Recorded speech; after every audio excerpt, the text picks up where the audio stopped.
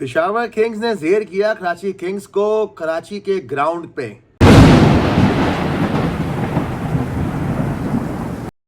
एक ऐसा मैच हुआ जिसपे एक तरह से देखा जा रहा था कि इस पिच पे, क्योंकि जो ऑस्ट्रेलियन सॉइल की पिच है, जो ऑस्ट्रेलियन की मट्टी डाली गई है, और इस पिच पे आज एक मैच खेला गया था। वैसे तो डबल हेडर मैच थे। जो पहला मैच हुआ था वो इस्लामाबाद यूनाइटेड ने बासानी लाहौर कलंदर से को जेर किया था, 9 विकेटों से उन्होंने अपने नाम किया था। और दूसरा मैच हुआ जिसके अंदर हम बात करें तो highest total HBL PSL history के अंदर इस ग्राउंड पे बनाए। जो बात करें अगर पेशावर ज़ल्मी की, जिस तरह से पेशावर ज़ल्मी ने पहले बैटिंग करते हुए 246 रन बनाए थे और 3 खिलाड़ी इनके आउट हुए थे। ये याद रखिएगा कि जो कराची किंग्स के कप्तान थे डेविड वार्नर, उन्होंने टॉस जीत के पहले फील्डिंग करने का फैसला किया था। तो जिस तरह से पेशावर ज़ल्मी ने आगाज़ किया और जो रिकॉर्ड्स आज के मैच में बने वो बहुत ही ज़बरदस्त रिकॉर्ड बने। सबसे पहले 246 का टारगेट उन्होंने टारगेट दिया, जो नेशनल स्टेडियम के अंदर हाईएस्ट स्कोर। उसके बाद जो पार्टनरशिप लगी कुशाल मेंडिस की, अगर मैं बात करूं, जिस तरह से कुशाल मेंडिस ने आज के मैच में सेंचुरी की है, और जो पार्टनरशिप लगी वो HBL PSL हिस्ट्री की सबसे हाईएस्ट पार्टनरशिप लग गई है। 191 रन की पार्टनरशिप लगी थी, जिसमें बाबर आजम की पार्टनरशिप लगी थी कुशाल मेंडिस के साथ, जो सेकंड विकेट T20 की हाईएस्ट रन है। क्योंकि इससे पहले जो हुई थी वो हुई थी, जो रिकॉर्ड ब्रेक किया था वो किया था 126 रन का, जो वेल्स और हजरत उल्ला जजाई के दरमियान खेला गया था मैच, और उनकी पार्टनरशिप हुई थी।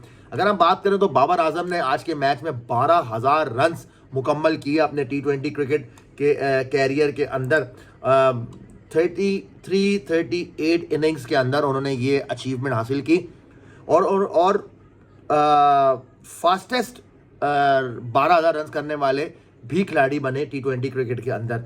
उन्होंने क्रिस गेल्स का रिकॉर्ड ब्रेक किया, जिन्होंने क्रिस गेल्स ने 345 इनिंग्स में 12,000 रन बनाए। तो ये बाबर आजम इस वक्त बाबर आजम ने ये रिकॉर्ड ब्रेक किया। और इससे पहले शोएब मलिक का रिकॉर्ड है वहाँ पर, और शोएब मलिक ने 13,000 समथिंग कुछ रन बनाए थे 500 समथिंग इनिंग्स में।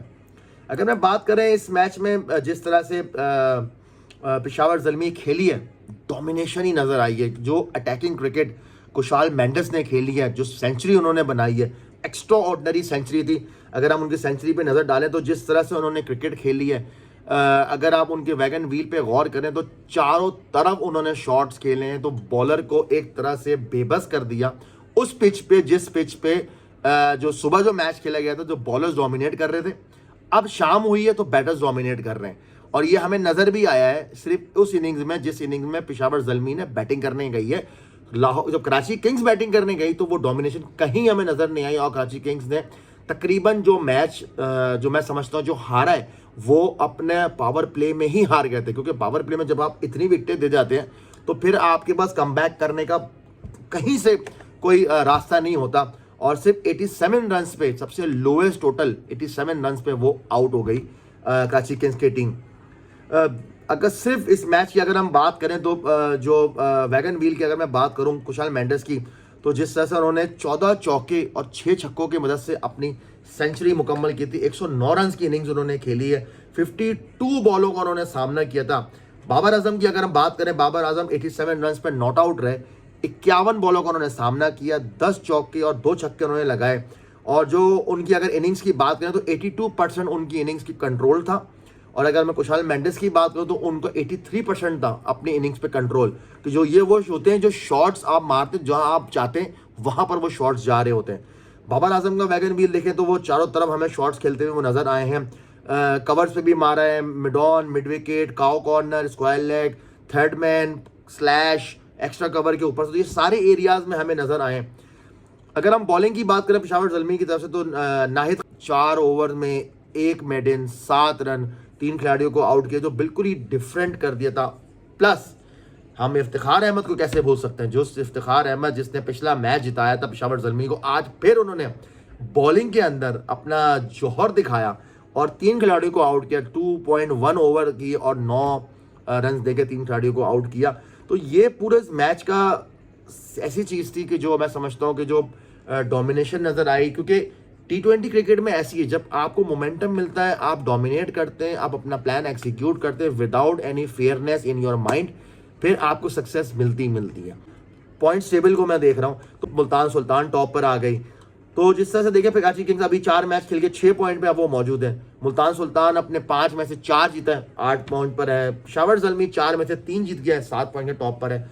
इस्लामाबाद यूनाइटेड का क्योंकि आज पहला मैच हुआ था, जो डबल हेडर था आज, वो भी मैच जीत के 7 पॉइंट के साथ तीसरे नंबर पे आ गया है। लाहौर कलंदर्स अपने 5वें नंबर पर है, फिर कोयटा, फिर हैदराबाद और रावलपिंडी को तो कोई पॉइंट्स ही नहीं मिला है। ये तो कब पॉइंट हासिल करेंगे वो तो वक्त बताएगा। तो जो हम बात करें क्रिकेट, क्वालिटी क्रिकेट की, तो वो क्वालिटी क्रिकेट आज हमें यहाँ नज़र आई है और यही क्वालिटी क्रिकेट हम चाहते हैं, क्योंकि आप ये ब्लेम कर ही नहीं सकते किसी भी पिच पे कि ये पिच ऐसी थी, ये पिच ऐसी थी। हाँ, जो कंडीशन और सिचुएशन के हिसाब से आप अपने आप को टर्न अराउंड करते हैं, और ये हमने देखा भी है टर्न अराउंड किस तरह से उन्होंने किया। अगर मैं कल के मैच की बात करूं तो कल जो मैच होने वाला है वो होगा कोयटा ग्लैडिएटर्स वर्सेस रावलपिंडी के दरमियान, जो नेशनल बैंक स्टेडियम कराची में खेला जाएगा शाम 7 बजे। 6:30 बजे इसका टॉस होगा, 7 बजे पहला बॉल फेंक दिया जाएगा। तो HBL PSL के अंदर जो आज जो मैच खेला गया वो पेशावर ज़ल्मी का मुकाबला कराची किंग्स, जो आसानी पेशावर ज़ल्मी ने अपने ये नाम किया और रिकॉर्ड्स बड़े ज़बरदस्त हुए, और जो फतह जो हासिल हुई वो 159 रन की थी पेशावर ज़ल्मी। देखना है कि आगे चल के किस तरह से क्रिकेट पेशावर ज़ल्मी खेलेगा। प्लस कोयटा को कि अपना पहला मैच खेल रहा है कराची की इस पिच पे, वो किस तरह से खेलता है, क्योंकि उसको भी विक्ट्रीज की बहुत ज़रूरत है। वो अगर जीतेगी तो पॉइंट्स टेबल पे ऊपर आएगी, और तो उसको हराना भी उन टीमों को है जो उससे ऊपर है। तो यही क्वालिटी है और यही खूबसूरती है T20 क्रिकेट की।